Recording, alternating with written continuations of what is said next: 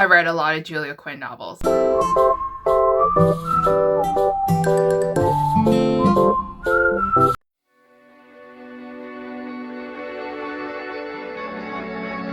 Hi guys, welcome back to the channel. Now for today's video, I'm going to be doing another video on Julia Quinn. And I know, it's been such a long time since I did a video on Julia Quinn. And that's sarcasm because I already did many videos on the Bridgerton series as well as her other series called the Bevelstoke series that I recently reviewed. And if you haven't watched it yet, basically I did a similar format that I'm going to be doing right now where I review the books and then I rant about a book that made me a little bit upset. So in this video, I'm going to be talking about some books that I really enjoyed in this series as well as some books that I really didn't, and I want to give you a rant about it. But like following the format of that video, I'm going to put the rant at the end and I'm going to leave chapter breaks so you know exactly where to skip forward to if you want to watch the rant or if you want to avoid the rant and just follow watching the reviews of this series.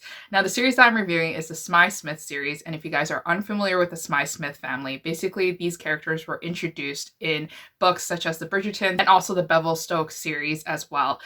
Julia Quinn did this amazing job at kind of creating these interesting side characters and these interesting tidbits, and then she finally kind of explored those side characters and created series based on it. So if you guys are a fan of Easter eggs and you're a fan of storylines kind of bleeding into each other and characters kind of bleeding in between series, then you're absolutely going to love these three series. The three series are Bridgerton's, Bevelstoke, and also Smythe-Smith. Now for this video, I'm going to be reviewing the Smythe-Smith Quartet, which follows four siblings in the Smythe-Smith family falling in love and finding their true happiness. And each book follows a different story and follows a different trope. I feel like that you can read these books by standalone because I don't think that the storylines bleed in too much with each other that you need to read of the prior books. So feel free to pick and choose which book you find the most interesting and which trope fits you the most. But let's get started with the reviews. So the first book in the series is Just Like Heaven, and this one follows the story of Honoria and Marcus, and this one follows the trope of older brother's best friend romance. And Honoria is 7 years younger than her older brother named Daniel, and Daniel has a best friend named Marcus, and Daniel and Marcus are first introduced in the story in the prologue where they're going out to the forest and they're going to have some fun,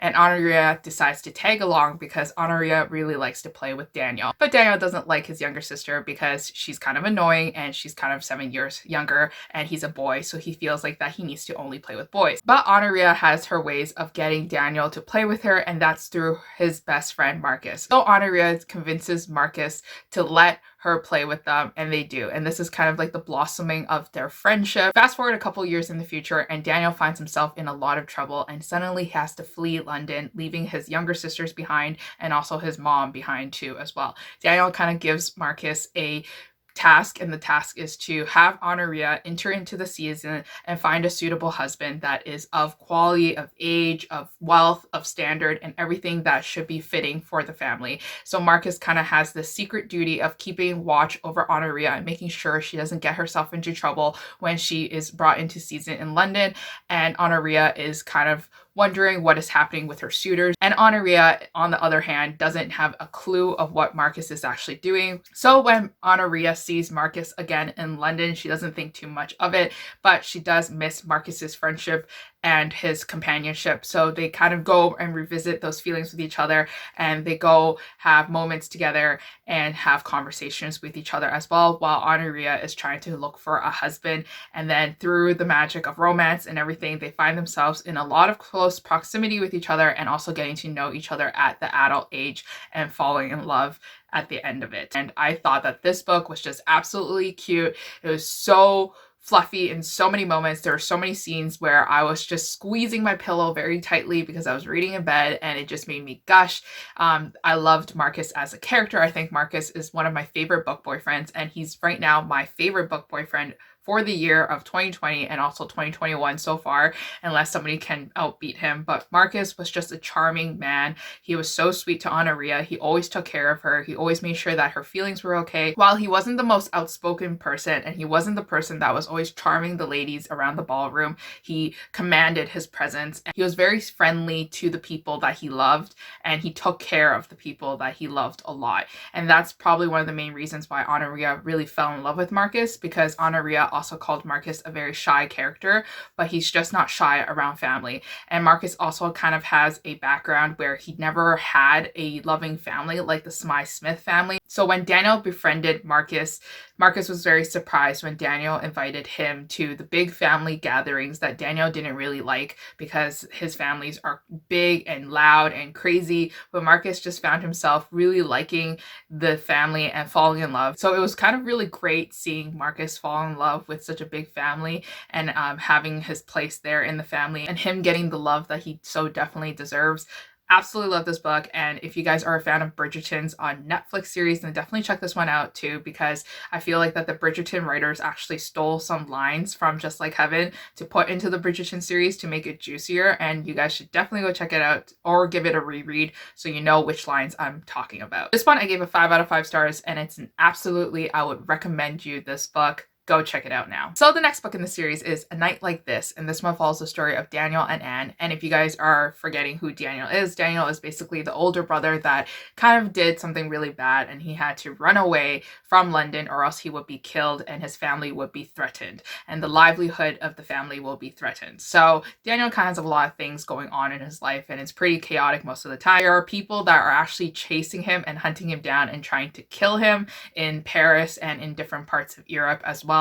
Wherever he flees, he is scared for his life until one day he is told that he can return back to London and that nobody will try to kill him. Basically what happened was Daniel challenged this really intelligent man named Hugh to a cards game while he was really drunk, and Hugh was really drunk too as well. And when Hugh lost the cards game to Daniel and Hugh got into a giant fight where Hugh challenged Daniel to pistols at sundown. And what happened was that Daniel accidentally hurt Hugh more than he intended to, and then Hugh hurt Daniel as well. So Daniel's family is being threatened by Hugh's family, and it's this kind of chaotic mess that we're seeing in the drama unfolding as told in Just Like Heaven and fully fleshed out in the book A Night Like This. And now Daniel is returning back to London, even though he is kind of skeptic that, you know, his life is okay and that nobody is going to try to kill him. But you know what? He really misses his family. He wants to take care of his duties as the man in the household. So when he comes back to the musicale and he sees an unknown person on stage that is not a Smythe-Smith family member, he decides to go investigate and realizes that Anne is actually the governess for his younger sisters, and that she is not really a noble woman. She is just kind of like a commoner, but she is just of higher status because she had a proper education. And this is kind of like a love story between two characters of different class, and during that period of time it's kind of unseen and it's kind of judged upon that you're marrying someone of a different class. So that was kind of the main conflict in this book. It was the book of Daniel and Anne really liking each other, but Anne also realizing that she has no chance to be with Daniel. Anne just knew that they couldn't be together because Daniel is just such a noble man, and Anne is kind of like, I'm no one special, I'm just a commoner. And it was this kind of hot and cold and love push relationship. This one also had the trope of falling in love at first sight, which was kind of annoying to me. I didn't really like it as much because, you know, like, how often does that happen? It wasn't realistic to me. And I don't really like this trope when the man uses his wealth and his privilege to pressure a poor girl into marriage, or to pressure her to go into his way of thought and things like that, because it just feels kind of like you're manipulating another character. This one didn't really have it, but also I just don't like this trope in general, so I couldn't get myself sticking into the story. And I also couldn't get into the story because I felt that Daniel and Anne lacked a lot of chemistry. So overall, this book was very average, and I ended up only giving it a 3 out of 5 stars. And it's still a good read, but it's just not my favorite. So the next book in the series is called The Sum of All Kisses, and this one is one of my favorite books in the series. Once again, Just Like Heaven was my favorite, but this one was a very close first, and it could be like a smidge a little bit lower to my second, because this one I also gave a 5 out of 5 stars, but if I were to be really realistic, I'll give it 4.5 out of 5 stars. So this book follows the character of Hugh, and if you guys are unfamiliar with Hugh, I basically explained it in my last review that Hugh, it was the character that kind of got hurt in the duel, and his family was kind of out for a vengeance to try to kill Daniel, and then Hugh meanwhile was kind of laid in bed with a very bad injury to his leg, and that could have stopped him from actually walking and from him actually cutting off his leg in general and just not having a leg. Hugh is described to be a very brilliant character. He's very smart, he's very intelligent, but he's also very stoic and he keeps to himself, and he's a very private man. He is one of my favorite characters simply because I really like that kind of trope. He's grumpy most of the times because he made one mistake of challenging someone to a duel and he ended up impacting many other people's lives, including his himself. And then he also feels like that he is kind of missing out on life simply because he has this really bad injury to his leg that he's still adjusting to. And then meanwhile, this is also the love story between Hugh and this lady named Sarah. And Sarah Plainsworth is actually a cousin to the Smythe-Smith family. And Sarah is upset about Hugh because Hugh was a person that kind of damaged the family's reputation. It kind of ruined the family's like happiness because Daniel was kind of fleeing the country and was going to different countries. And Sarah felt like that her own life was impacted too as well because of the relationship that she had with the Smythe-Smiths. Now, Hugh and Sarah do not get along. This one is an enemies to lovers romance, and they absolutely hate each other. Hugh thinks that Sarah talks too much, talks too loudly, talks with hyperboles, and is always very dramatic. And I think that I personally feel like I'm Sarah because I definitely do that a lot. I talk with exaggeration and I always over exaggerate about everything from very small things to very big things, and then I always blow it up out of proportion. So I feel like I relate to Sarah a lot in that sense. And then I just found that the witty banter between Sarah and Hugh were just so fantastic to read because they obviously just don't want to be with each other. But unfortunately, Honoria and Marcus and also Daniel and Anne are getting married in this book, and they have 2 weddings where they're stuck together to be companions. Sarah is given the duty by Honoria to take care of Hugh, to make him feel welcome in the Smythe-Smith family, so that they can kind of get rid of the reputation, kind of get rid of like the drama that has happened between these 2 families, and to make people think that Hugh has forgiven Daniel and Daniel has forgiven Hugh, and that they are no longer trying to kill each other. I really like this book because Sarah is described to be a very selfish character who only cared about her feelings, but then would tell people that she was doing it for other people's goodness, but also benefiting herself. And then throughout the book, we kind of saw the character development happen, and we start realizing that she is willing to give more pieces of herself to people that she really likes and she falls in love with. I also really liked Hugh falling in love with Sarah. I thought it was just a very beautiful couple of chapters where we saw Hugh kind of breaking down and kind of realizing that he has stronger emotions for her. I also really liked how Hugh has his insecurities kind of laid out and he wears his heart on his sleeve. Talks about how he feels less of a man because of his injury and that he can't do the normal things that males typically do in the household because his leg really hurts him. And he is still described to be as very selfless, and he only cares about other people's happiness a lot, and that's what made Sarah fall in love with him.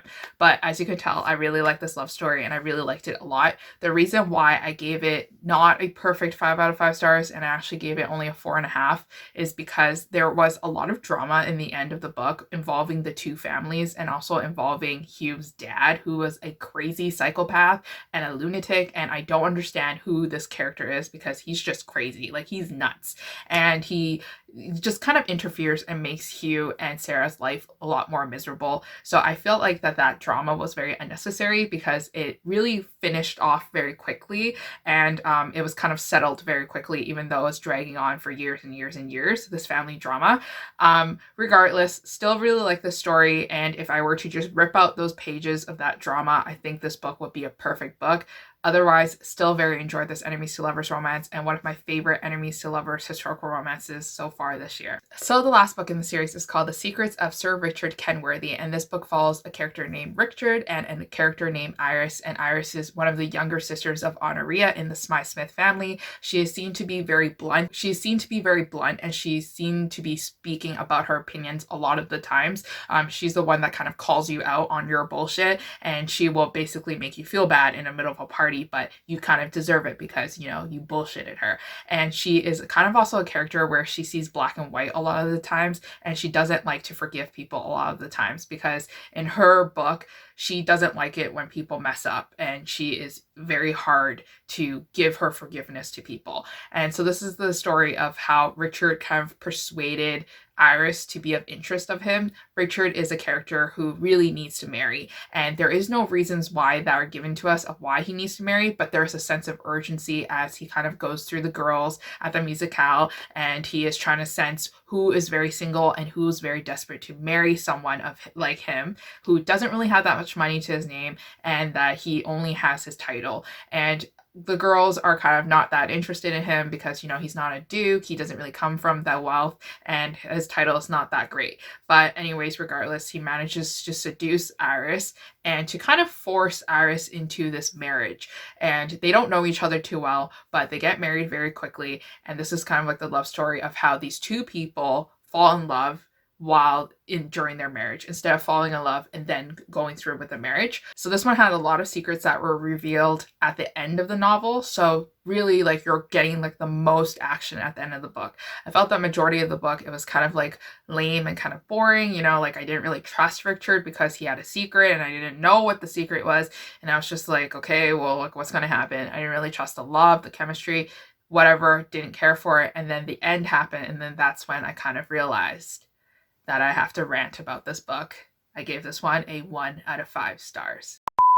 So it's time for the rant portion of this video. Welcome back to the rant corner where I actually rant about books. This one, I gave it a 1 out of 5 stars. And if you guys didn't watch my other video yet about Julia Quinn where I ranted The Secret Diaries of Miranda Cheever that I hated so much and I gave it a 1 out of 5 stars. This one, The Secrets of Sir Richard Kenworthy, this one I'm giving it 1 out of 5 stars. And this one is not my least favorite book because The Secrets of Miranda Cheever will always be my worst book that I've read in 2020, but this one is a very close second, mostly because I hated the male hero again, and I'm going to try my best to sum up the points of why I hated him. Throughout the book, we can't trust Richard because Richard is said that he has a lot of secrets, but one of the main secrets that he has is that he really needs to marry very quickly. Nobody knows the reason why, and it's not explained throughout the whole book. So during the whole book, how could you possibly believe in the romance between two characters if you know that Richard didn't marry Iris for love and that Richard didn't really fall in love with Iris at first sight or think that she was actually anything interesting, and that he basically thought that she was plain looking and that she was an agreeable person that will probably follow his plans after marriage. And I just couldn't stand the romance a lot of the times. And basically 75% of the book was involving Richard and Iris being stuck together in close proximity situations as they kind of moved from London to like the city that Richard came from, and that's they can go back to the estate that they will run and take care of. And then this is kind of like a road trip romance as well, and nothing really happens. And keep in mind that I don't care for these two characters simply because this marriage was built on a foundation of lies. So speaking of lies, this marriage was also based on the fact that Richard compromised Iris on purpose. Richard kind of grabbed Iris, made out with her, and then have everybody kind of see that Richard and Iris were together. And Iris being kind of like the character that doesn't want her reputation to be ruined and thinks that Richard is a romantic and that Richard was so overcome by his emotions for her that he made out with her. Iris agrees to this relationship and agrees to marriage simply because he thinks that Richard's in love with her, even though Iris isn't in love with Richard and Iris knows nothing about Richard. And this whole relationship, once again, is built on lies and deceit, and how basically Richard manipulated and forced her into marriage. So because of his secret, Richard actually felt bad, and we were supposed to be sympathetic to Richard because he felt bad that he did this awful thing to Iris. But at the same time, I don't care. You could have chose not to ruin Iris's life and to entangle Iris into your web of lies and to your deceit and into your whole family drama mess, but you decided to bring an innocent girl into the story. So we're supposed to think that Richard is a hero for not compromising Iris and not having sex with her after marriage and having her to be left like a virgin and to not be ruined. But here's the thing. Iris is actually attracted to Richard, and Iris wants to do everything she can to please her husband. So when she constantly makes advances to Richard and wants to have a sexual relationship with him, Richard keeps turning her down because Richard feels guilty about taking her body and soul. So thanks, Richard, I guess. But the whole problem is that now Iris feels very undesirable and she has very low self-esteem added to her. I think like even as a Smythe-Smith sister, she knew that she wasn't very desirable and that she didn't really have that many marriage prospects. And to top it all off, when the person that actually wants to marry her doesn't want her in his marriage bed, I think that just overall made her very upset and very sad. It was just very sad to see this innocent creature that could have avoided all this mess if she never met Richard in the first place, fall in love with a different guy. So when finally the secret is revealed of that the reason why Richard wants to marry Iris so quickly is because Richard actually has a younger sister who is ruined. His younger sister Fleur is pregnant with a man's child, and it's said that the father of the baby is actually dead, and now Fleur can't marry the man, and now Fleur is kind of ruined because she had a baby out of wedlock, and people are now going to turn away from her and not accept her into society, therefore ruining the reputation of the whole family and ruining her younger sister's chances of entering into society and finding a suitable husband for herself. And basically, Richard wants to marry a girl so that they can kind of concoct a plan together to pretend that Fleur's child is actually their child, so that Fleur can hopefully go out and get married and have a normal family, and then leave it to Richard to kind of take care of Fleur's child, even though it could possibly ruin his relationship with whoever he decided to marry. And so Richard chose Iris because Richard thinks that Iris is very easy to manipulate and that Iris would kind of go along with the plans. But obviously, you can already see that Iris is unhappy with this. And I feel like that this is a reasonable reaction and reasonable behavior of a female, not just Iris, of just not wanting to partake in this situation, this scandal. I mean, if you can really picture yourself and imagine it, you know, you're just a normal girl, you did a musicale, you couldn't play notes, you hated the music, but you were fine. Like everything was normal about you. Then suddenly you meet a guy and then he made you marry him, and then he made you feel undesirable, and then now he's telling you that you have to pretend that this child who is not yours is your child. And now with the timing and everything, people are actually going to think that she actually had sexual relations with him prior to the marriage, and now people are going to talk poorly about her too as well, effectively ruining her relationship. And I think one of the things that Iris said really stuck with me, and it's the fact that Iris really thought about the future. Iris was thinking that if she and him had a child together and it just so happened to be a boy, and Fleur's child just so happened to be a boy, but Fleur's child would be born first, then it would mean that Iris and Richard's biological son would not be able to inherit the title and inherit the estate that he was birthright given to, because they're pretending that Fleur's son would be their son and their first child. And it was just kind of like a heartbreaking moment to see where Richard was willing to give up so much of himself to sacrifice to protect his sister, but not thinking about his wife and not thinking about his future child and not thinking about everyone else he impacts with the decisions he makes. And you can just tell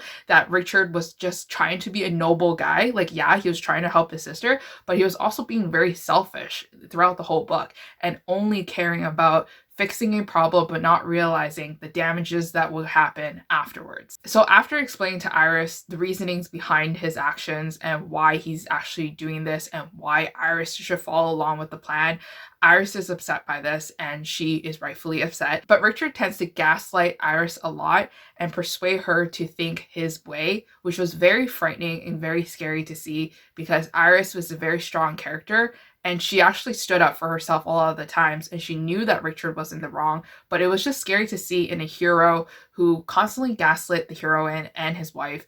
And it just made me feel uncomfortable and very upset at the fact that this was our hero and this was the character. I felt that in the end of this book, it would have just been better if Richard and Iris just had a divorce and that everything was ended equally and split. But obviously back in the time, I don't think divorce was ever an option, and that it would actually cause a lot more drama and a lot more tension. So it hurt my soul too to see Iris kind of break down and accept her future and kind of accept the choices and the mistakes that people made and how that impacted her life. And I felt also very bad for her too, because I felt that she was very trapped in the situation she was in. Once again, she was a normal girl that was kind of thrown into the situation. and it was just saddening to see. So all to say, this book did not leave any happy lovey-dovey feelings for myself, and I absolutely did not like Richard gaslighting our main character. I feel that Richard is still a good guy because he had very good intentions, but he's just so dense that he just didn't realize who the people he was hurting. And Richard is definitely different from Turner, from Miranda Cheever, because Turner was just kind of have a mean streak to him, and I felt that all his actions following afterwards were just mean and didn't come from like a good place in his heart. But meanwhile, Richard was trying to help people in his life. It's just that he ended up hurting the people that he loved the most in the end as well. But anyways, that is it for my wrap up of the Smythe-Smith Quartet, as well as the rant on the secrets of Sir Richard Kenworthy. And hopefully you guys enjoyed this video and enjoyed my little rant that I had. I know I wasn't as angry as The Secret Diaries of Miranda Cheever, but hopefully my points are still across and that you guys could still get a better understanding of why I gave that book a 1 out of 5 stars and why this is a book that I feel like you should avoid like the plague. But anyways, that is it for my video, and hopefully you guys enjoyed it. I'll see you guys next time. Bye.